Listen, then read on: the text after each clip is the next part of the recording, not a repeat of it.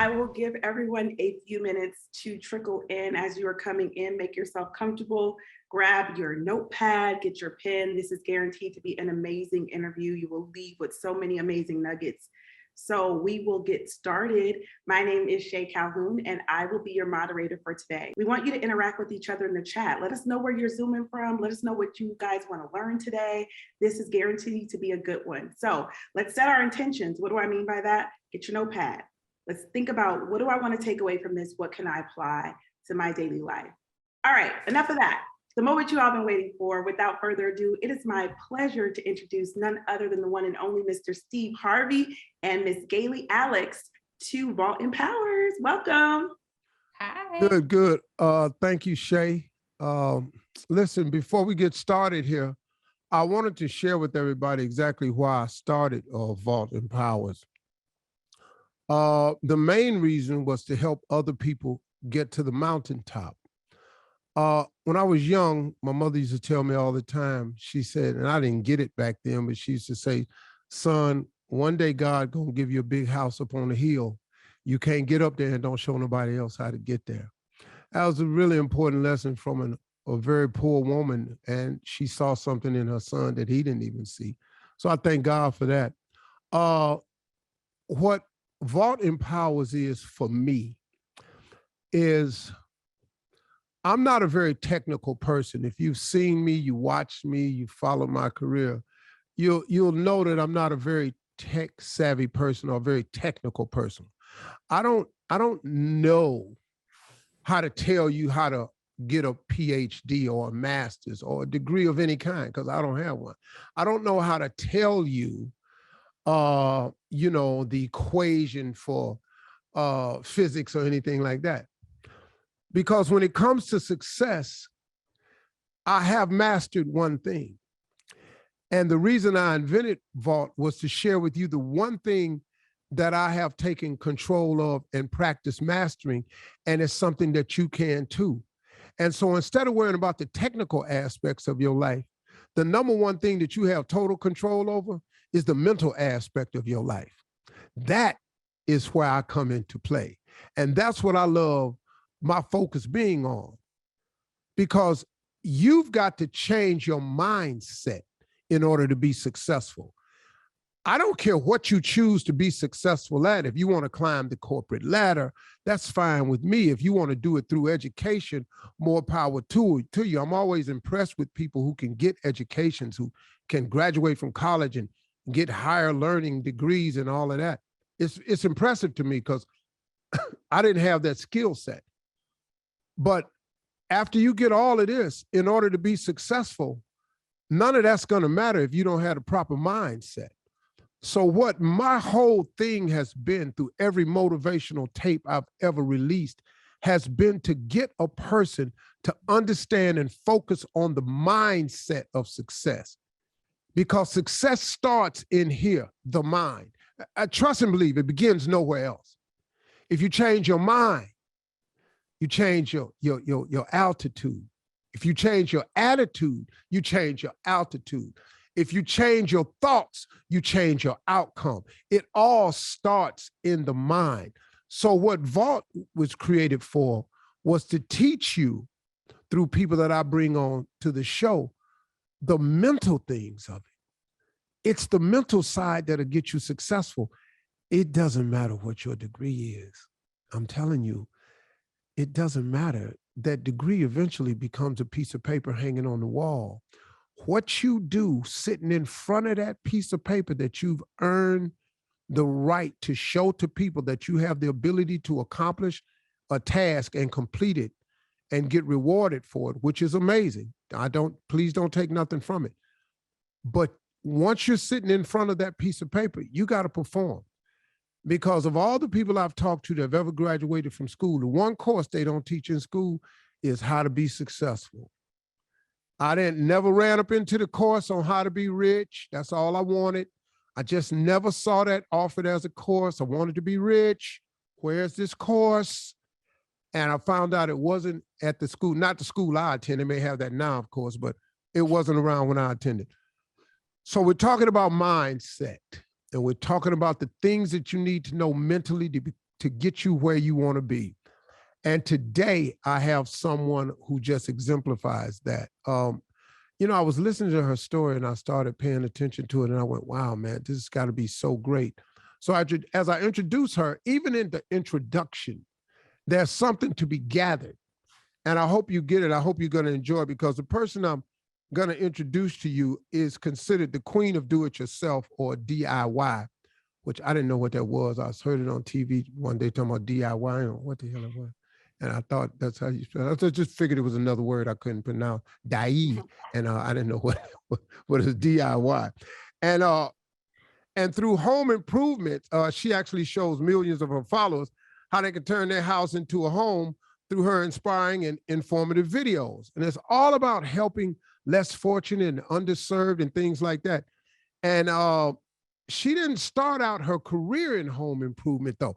This is the part of the intro that I want you to get, because in fact, it was a heartbreaking split from her former fiance after she disclosed to him her eating disorder that led her to find solace in the skills that she built while designing their dream home.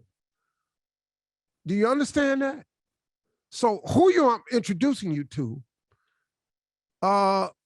seemed to me, I don't know how she would describe it, but really came to life through a failure. And one of the valuable lessons I've learned is failure is a wonderful teacher.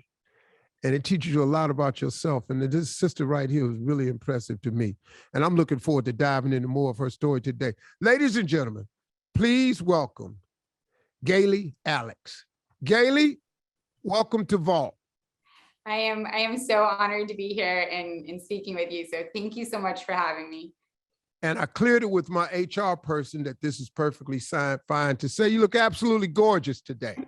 Thank you. Thank you. That makes me feel better about wearing a hat. So thank you. So, let's get into let's start from the very beginning.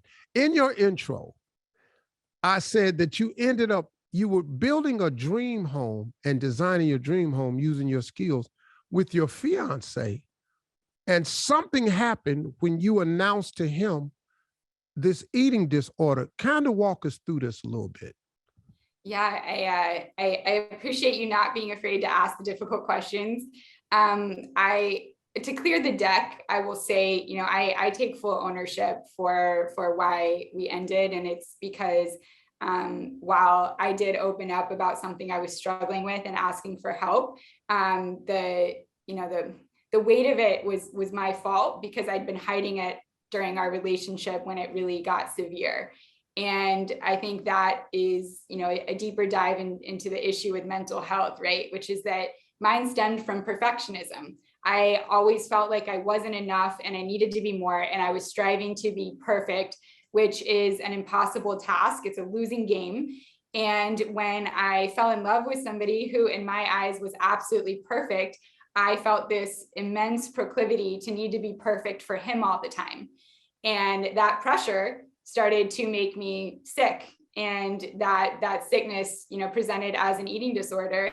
And there was no way that opening up about that in our relationship would keep me looking perfect in his eyes, right? So I was telling myself it would be okay and I'll get through it and I don't need to ask for help because it's not attractive to not be okay. And as a result, my secret made me sicker. And right before, we were getting close to getting married, and I just finished decorating this huge home we bought in Connecticut. And I, had spent so much time perfecting each room, making videos of it, surprising him with each room, really because I wanted to show him that I could do a good job and that I would be the perfect partner. And in reality, I was just getting more sick because I was trying harder and not addressing my insecurities and my pain. And so by the time I finally opened up about it, right before we were going to get married, it was a lie that I'd been carrying and I'd been dishonest. And so I was forced to go back to Florida and work on myself. And I checked myself into therapy. I found a therapist that specialized in what I was battling, as well as a nutritionist. And I had logged out of my social media because I was in no emotional or mental state to be answering questions about why all of his pictures were down, or why the wedding didn't happen, and why I wasn't in Connecticut anymore. And so the videos I had made of me decorating those rooms in that house for us and surprising him, those videos were still up, even though I was logged out of social media. And a few months later, when I felt like I'd been in therapy for a while, I felt strong enough and stable enough to face reality, I logged back in, and I wasn't met with messages from friends saying, hey, you know, what happened? Are you okay? And instead, it was thousands of strangers messaging me saying, hey, I just saw a video of you decorating this house or converting a garage into a gym. Is that something you could do for me? And I started to say yes to total strangers, because I figured meeting new people and going to their house and creating for them what I was trying to create for my life and failed, but doing it for them would be a way to get out of the house and not stay home feeling sorry about myself, being in my sickness. And it might be a cathartic way to start to feel better. And what I didn't realize is that, you know, I was saving these homes, but in reality, these homes were saving me, and these families trusting me and giving me their credit cards, and everything I've done is a surprise. I never tell a homeowner what I'm going to do. They just leave for the weekend. I move in, they come home on Sunday, and they have a new house. And it started out just me by myself doing this. And, you know, ultimately, you know, this is actually what saved me, was finding my passion out of my pain and giving my pain a purpose. And I think the most important takeaway from my experience is that it's okay to not be okay. And if you feel like you're not okay, that's not something you need to DIY. Yes, you should DIY your house if you feel the propensity, but don't try and DIY your mental health. Ask for help. And if you get rejected, that's okay. Ask for it again. If I had just given up and said I'm worthless and I'm not even worthy of help or wanting to get better, I wouldn't have checked into therapy and I wouldn't have stuck with it. And instead, I was brave enough to continue saying I need help and I'm not okay. And that fortitude is what got me to where I am now, with just the amazing experiences I've had with these homes and getting to speak with you.